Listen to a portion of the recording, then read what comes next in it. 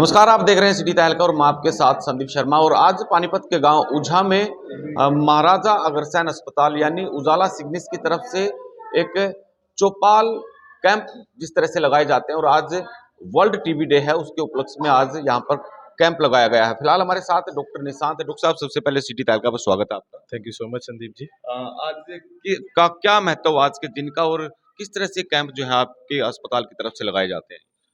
सबसे पहले मैं आपको बताऊं, उजाला सिग्नल्स की तरफ से एक इनिशिएटिव है जिसको हम सेहत चौपाल के नाम से जानते हैं।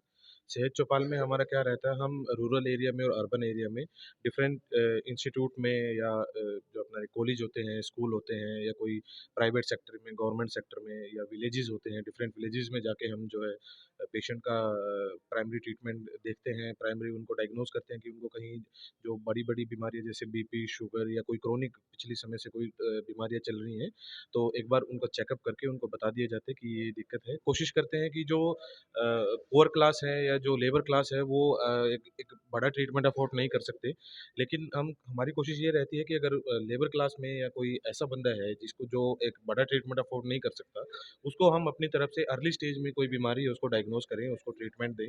हमारी तरफ से उसका कई सारी चीज़ें होती हैं, जैसे बीपी, शुगर हो गया, उसकी पल्स रेट होगी, ईसीजी होगी, एचबी हो गया। ये कुछ चीज़ें जो रहती हैं हम एक अपने ग्राउंड लेवल पे उनका चेक करते हैं और उससे जो भी बेस्ट पॉसिबल हो सकता है हम उनको डायग्नोज करके देते हैं। जिनको ज़रूरत होती है उनको हम हॉस्पिटल में भी बुलाते हैं, हमारी तरफ से उनको डिस्काउंट एक बाकायदा दिया जाता है। और जिनको ज़रूरत नहीं होती उनको ग्राउंड लेवल पे ही हम दवाइयाँ और डिफरेंट चीज़ें बताकर उनका इलाज करते हैं। जिस तरह गरीब तबका यहाँ पर है तो एक सरकार की तरफ से एक योजना जो है, आप प्राइवेट अस्पताल उसमें शामिल किए गए हैं, आयुष्मान कार्ड क्या अस्पताल में चलता है आपके यहाँ? जी, बिल्कुल, हमारे यहाँ आयुष्मान जो है वो चलता है, जिसमें उसके लिए भी हम डिफरेंट प्लेसेस पे जाके सबको बताते हैं कि हाँ, आयुष्मान की ये जो फैसिलिटी है। आयुष्मान के अलावा ईएसआई है, प्राइवेट टीपीए हैं, या बाकी जो डिफरेंट सारी चीज़ें हैं, सबको उसके बारे में एक बार बताया जाता है कि ये चीज़ें हैं, ये चीज़ें हमारे हॉस्पिटल में रहती हैं और इन सब का जो है वो लाभ आप उठा सकते हैं। डॉक्टर सबको साहब, क्या लगता है अभी जागरूकता की अभी भी कमी है? नहीं देखिए, बहुत टीबी का अगर हम बात करें तो वर्ल्ड टीबी डे आज 24 मार्च है। 24 मार्च को हम as a world TB day celebrate करते हैं। और जागरूकता की अगर हम बात करें तो इंडिया में 27% केसेस हैं, जो ऑल ओवर वर्ल्ड में अगर हम एक 100% लेके चलें तो अकेला इंडिया उसमें 27% कंट्रीब्यूट करता है। तो अगर हम इस चीज़ को लेके चलें तो फिलहाल सबसे ज़्यादा केसेस जो हैं इंडिया में पाए जाते हैं। एक जो हम बोलते हैं कि जागरूकता लोगों में उस चीज़ के बारे में नहीं है। एक इंडियन मेंटालिटी ऐसी रहती है कि अभी भी ये सोचते हैं कि टीबी जो है वो जानलेवा बीमारी है, टीबी से हमारी जान जा सकती है। टीबी एक सोशियो एक वो बन चुका है कि अगर किसी को पता चला समाज में कि मेरे को टीबी है, वो सब मेरे को अलग कर देंगे। एक मेंटली लोगों को वो पूरी तरह से चीज़ें क्लियर नहीं है कि हाँ, टीबी एक्चुअली टीबी है क्या? टीबी के क्या सिम्पटम्स रहते हैं? टीबी किनको हो सकती है? टीबी का प्रॉपर ट्रीटमेंट क्या है? अभी भी उस चीज़ का बहुत सारे लोगों में अभाव है, लोग नहीं जानते हैं।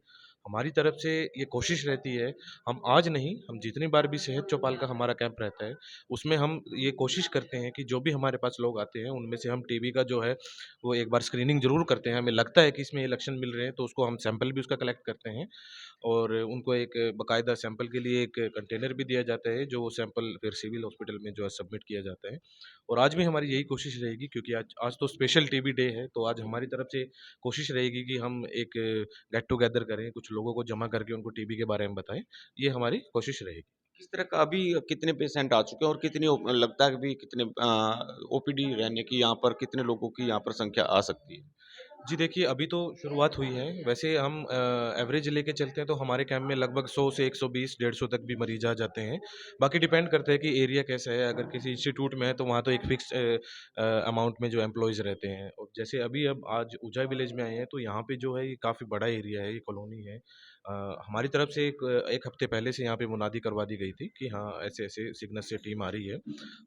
हमारी कोशिश यही रहती है कि हम जितने ज़्यादा हो सके उतने ज़्यादा मरीज़ को स्क्रीनिंग कर सकें, उतने ज़्यादा लोगों को हम इस चीज़ के बारे में बता सकें। तो साहब, आखिरी सवाल लूँगा, खाली आप चेकअप कर रहे हैं, कुछ दवाइयों की ज़रूरत है तो दवाइयाँ भी फ्री में दे रहे हैं? नहीं, बिल्कुल हमारी तरफ से चेकअप भी किया जाता है, जिनको दवाइयों की ज़रूरत है, जो कुछ प्राइमरी दवाइयाँ रहती हैं, जैसे कुछ पेन किलर होता है, कुछ एंटीबायोटिक्स रहते हैं, कुछ हमारे एनाल्जेसिक्स रहते हैं, जो मतलब मतलब हम एक प्राइमरी तौर पे जो पेशेंट को दे सकते हैं वो हम उनको मुहैया करवाते हैं, हमारे पास दवाइयाँ रहती हैं।